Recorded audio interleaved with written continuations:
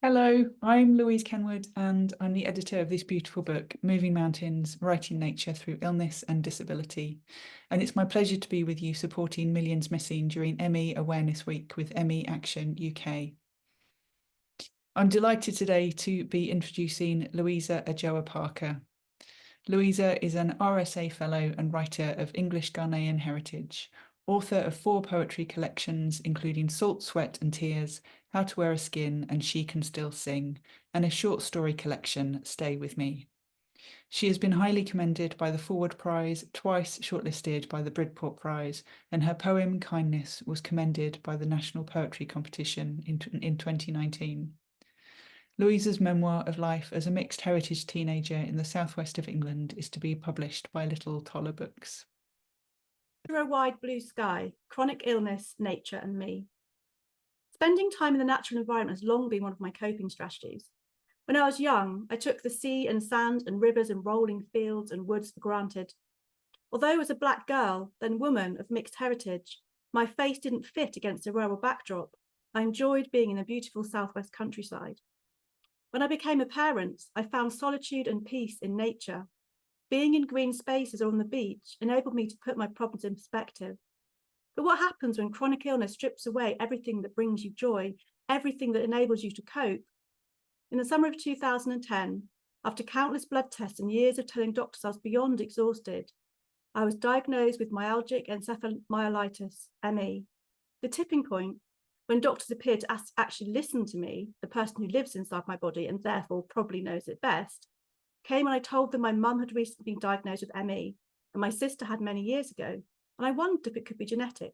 So it was official. It doesn't mean much, my fiance said. It's such a woolly diagnosis. It could be so many different things. I agreed up to a point. The illness has been so poorly understood for so long, but I was also relieved. There was a reason I was so fatigued, and it had been getting worse and new symptoms materializing. I wasn't lazy or pathetic or weak or depressed, although being unwell certainly impacted my mental health. I wasn't sure exactly what could be done about it, however, as there didn't seem to be a cure or medications that would help. I was told to pace myself and rest. But how I meant to do that with teenage daughters, I said. I had an upsetting experience at Dorset's ME clinic, a train ride and a mile's walk away. I arrived for my initial consultation, only to be told the consultant was actually on holiday. I've just walked a mile to get here in the heat, I said. I'm exhausted and in pain. And I did all that for nothing. You couldn't have let me know. In the autumn of that year, I got married. The wedding day passed in a blur. I had a headache and was exhausted as usual. There was delicious Caribbean food provided by friends and a chocolate wedding cake made by my daughter. An undercommitted DJ who decided to pack up at 8 o'clock, pocketing a bottle of wine as he left. My daughters and their friends, who kept sneaking off to indulge in a spot of underage drinking, unbeknownst to me. And then it was over, and I was married. My new husband had taken on the responsibility of 3 teenage stepdaughters and an ill wife. For our honeymoon, we booked a holiday at a 5-star hotel in Cyprus and decided to take my daughters. After the 5-hour flight, we arrived at the hotel. It was glorious. My daughters and I had never seen anything like it. Holidays to us meant a few days at a caravan park in Cornwall, and as a child, I'd holidayed at my grandparents in Devon. This was a whole new world. We walked past the blue pools lit with coloured lights, still in the darkness, past the cerise pink, unfamiliar flowers, listening to the sound of cicadas. When we found our room, we realised we needed to check something with reception. Let's go back there, my husband said. I can't, I said, sitting on the bed. I can't walk. It's only a few minutes, come on. I spent many hours of our honeymoon in bed, alone, I hasten to add, while my new blended family swam in the pools and went to a nearby water park. I hadn't realised before then how unwell you actually were, my husband told me later. There were fun moments too, the unlimited delicious food, or the evening I managed to muster some cocktail-induced energy, and my daughters and I, and a random German boy, got the party started by taking to the dance floor. But as anyone who has experienced chronic fatigue knows, your body's like a battery. The more energy you use, the faster it runs out, and there's a price to pay for using too much. I'd been living a boom and bust lifestyle for years, pushing myself to do things and having to recover in the days afterwards. My world had shrunk to a single town, a house, a bed I struggled to get out of. I'm just going to read the final paragraph of the essay. I'm not in the same position I was those years ago when I could barely walk up the stairs. I am able to work, although some days I finish early and some days I work in bed.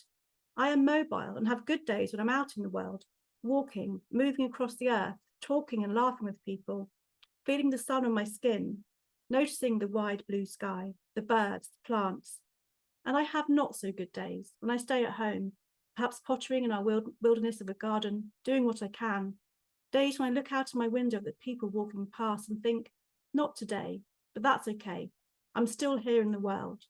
I'm simply being a quieter version of myself.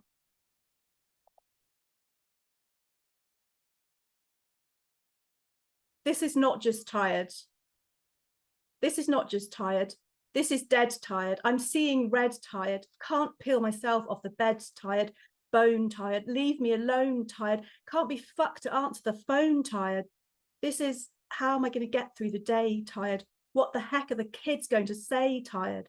I tried and I tried. I've got nothing inside. Will someone please take it away tired?